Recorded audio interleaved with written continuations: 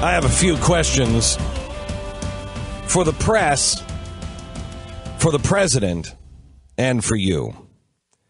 In watching Ed Henry yesterday try to get an answer from the White House on exactly what happened yesterday, what was the president doing yesterday? Why wasn't he in France with all the other leaders? The president, once again, blames the Secret Service. I want you to listen to this press conference yesterday and Ed Henry.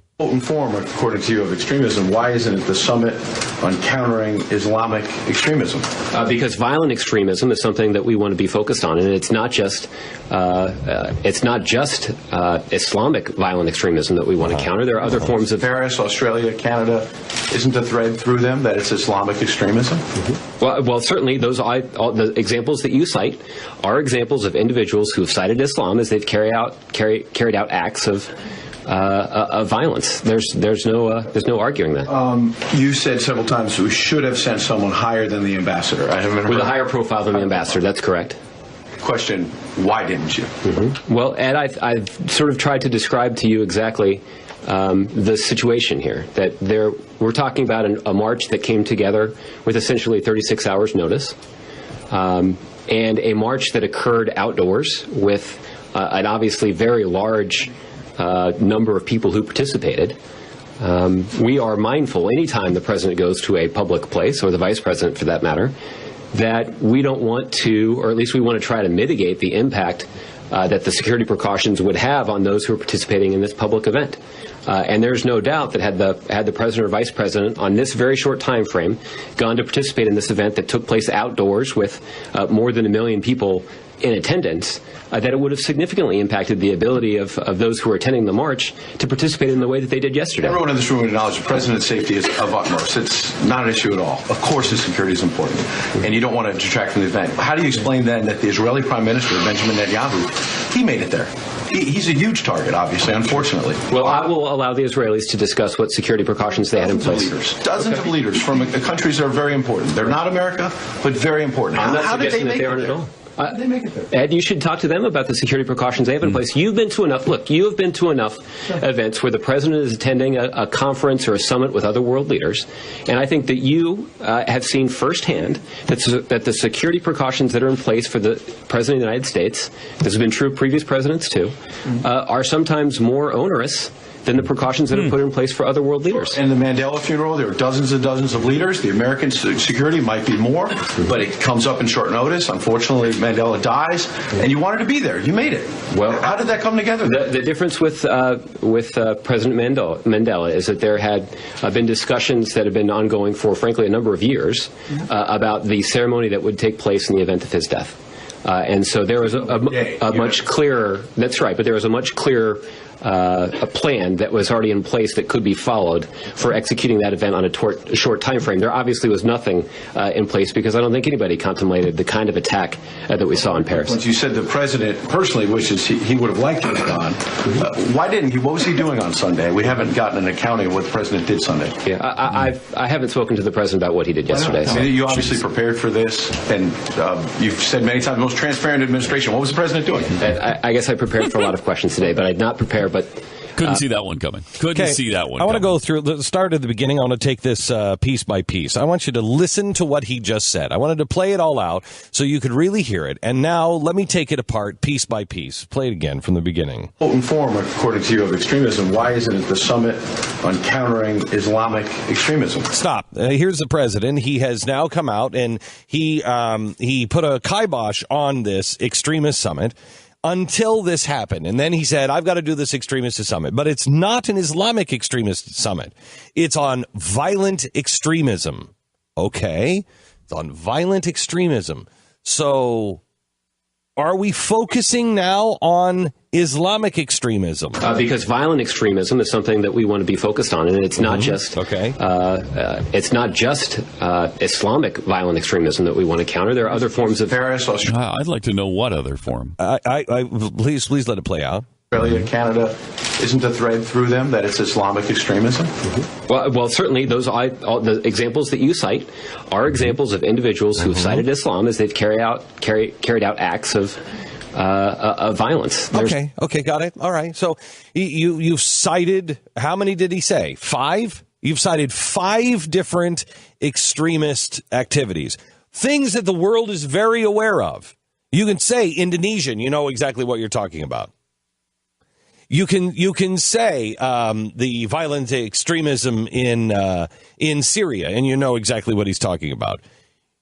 You can say the violent extremist in France, and you know what he's talking about. Canada, you know what he's talking about. Islamic extremism. Everybody in the whole world knows about that. Could you please name other violent extremist moments that the world would know about? Things that you think are equal to those events? Can you give me any examples? I can give you 2. I can give you 2. Ferguson. Would you consider that a violent extremist movement? Ferguson. Would you consider the march where they are calling for the killing of cops and then the actual execution of cops? Would you consider that a violent extremist movement? I'd like to know. Could somebody in the press follow up? Are those 2 considered violent extremist movements? May I ask, when they were trying to blow up the bridges in Cincinnati and in Ohio through Occupy Wall Street, would you consider that a violent extremist movement? Because what I would like, sir, is I would like you to be able to express to the people, who are you talking about? When you're talking about violent extreme, are there violent extremist Catholics that we don't know about?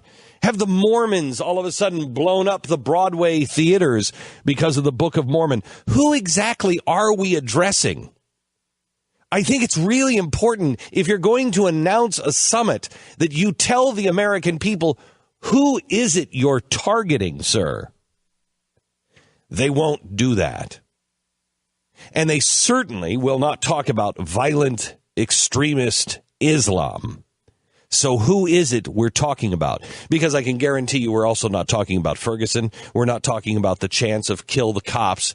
I'm going to put wings on pigs. I can guarantee you we're not talking about those violent extremists either. So who is it we're discussing? Go on. There's no arguing that. You said several times we should have sent someone higher than the ambassador. Now listen to this. With a higher profile than the ambassador, that's correct. Question, why didn't you? Mm-hmm. Well, Ed, Okay, stop. Pat, what was the question he just asked? Why didn't you send? You said you should have sent somebody. Why didn't you? Okay, so could you explain that question to me, Stu?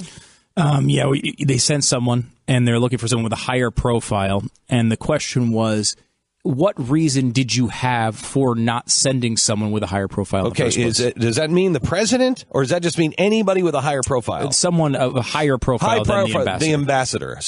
Anybody with a higher profile than the ambassador. I want you to listen how he answered the question. Sort of tried to describe to you exactly the situation here, that we're talking about a march that came together with essentially 36 hours notice. Okay, stop for a second. I just want you to know the United States of America is not able to respond within a 36-hour window. To send someone to a march. Right. It's not. We're not talking about landing jets or flying. We know we couldn't do that in Benghazi. We know we couldn't, in a 15-hour period, fly a jet off the side of an aircraft carrier and take care of some militants. But now we're not even able to put a person, not the president, a person on the ground for a march within a 36-hour window.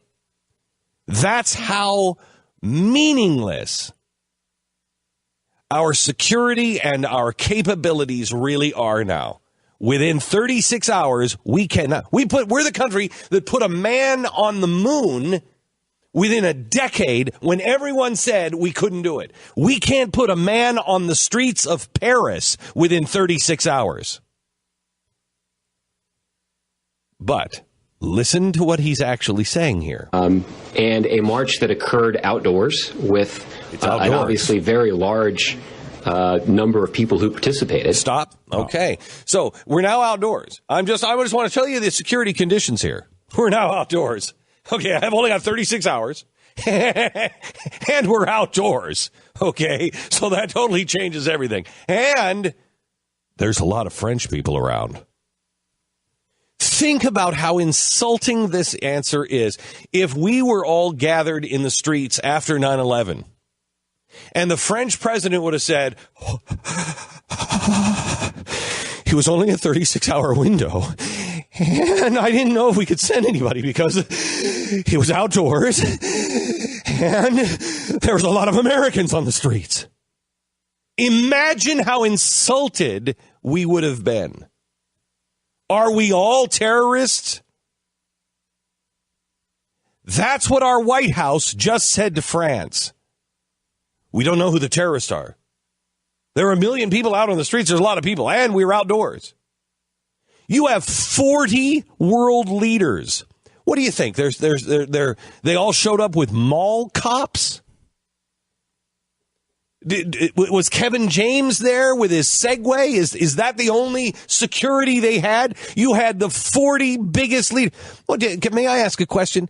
Is the Mossad sloppy? Let me rephrase that. Does the Mossad allow people to open the front door of the prime minister's house? Is the Mossad going out and getting exotic massages? Is that the problem in France? You were going to bring the Secret Service, but with 36 hours, you weren't sure they could sober up in time? You weren't sure if you could bring them around all the French prostitutes, if they could abstain for 36 hours? Is that possibly what it was? I'm not really sure. Are you telling me that the Secret Service is lower than the Mossad? Are you telling me that the Russians take their leaders' safety less serious than we do? But wait, he goes on. We are mindful anytime the president goes to a public place, or the vice president for that matter, that we don't want to, or at least we want to try to mitigate the impact that the security precautions would have on those who are participating in this public event. Okay, so stop. So he just wants you to know that he was trying to make the decision, exactly what I told you they would say yesterday. He was only making this decision because he wanted everybody else to enjoy. Because when the president goes, he can't always enjoy himself because he's got so much security detail around him. The others can't enjoy. For instance, let's say, just making something up here. Let's say he has to go to a funeral. He can't just sit there with some other world leader laughing and yucking it up at the funeral and maybe taking selfies. He can't do that because the security is just far too tight for the president. He will destroy everybody else's time. For instance, when he went to Nelson Mandela, I'm sure it was security that wrecked the event for Mrs. Obama. Because I remember her being pissed off about something. It must have been all of that uber tight security that kept them in that bubble. But I digress. And there's no doubt that had the president or vice president on this very short time frame gone to participate in this event that took place outdoors with more than 1 million people in attendance, that it would have significantly impacted the ability of those who were attending the march to participate in the way. So he cares about Putin. He cares about all the other world leaders. He didn't want his security because he doesn't have the ability to do anything about his security at all. He just has to say, I'm going to dismiss myself from this. What a crock of crap that is. By the way, do you notice he didn't answer the question? The question was, why didn't you send somebody else lower level? He's answering for the president, who, if you want to take that answer, which I do not accept, that the Secret Service can't act within 36 hours. Bullcrap. If you want to accept that answer, that they can't act within 36 hours, the French people are all insane and terrorists, and he was just trying to not wreck everybody else's experience. The vice president does not have presidential security. The vice president's security is lower. And by the way, that wasn't even the question. Why didn't you send someone above an ambassador? That means Harry Reid. Harry Reid doesn't have that security. That means John Boehner. That means anybody anyone? Could you have sent anyone besides the ambassador? He didn't answer the question. Oh, but it gets so much worse. They did yesterday. Everyone in this room acknowledges the president's safety is of utmost. It's not an issue at all. Of course his security is important, and you don't want to detract from the event. How do you explain then that the Israeli Prime Minister, Benjamin Netanyahu, he made it there? He's a huge target, obviously, unfortunately. Well, I will allow the Israelis to discuss what security precautions they had in place. Again, I just have to go back to how insulting is this? That their leaders don't count as much, that they don't take their leaders' security seriously like we take our leadership security seriously. We, of course, do. Again, nobody is going to go across the White House lawn and open up the front door and actually get inside of the White House with a gun. That's not going to happen with us. That might happen with some shoddy security for some of these other worthless countries, but not the United States of America. Dozens of leaders from countries that are very important. They're not America, but very important. How did they make it there? How did they make it there? Ed, you should talk to them about the security precautions they have in place. You've been to enough. Look, Right, because he's been to enough things and he's seen the presidential security, and the security is out of the president's control. He has absolutely no control of this whatsoever. He can't just say, damn it, I'm going. He can't do that. He's the most powerful man in the world, but he certainly can't do that. Not with a 36-hour time window, I'll tell you that right now. By the way, there is one more thing that we'll get to. I have to take a break, but there is one more thing that we have to get to. And that is the question, what did the president do? Next. The Glenn Beck Program.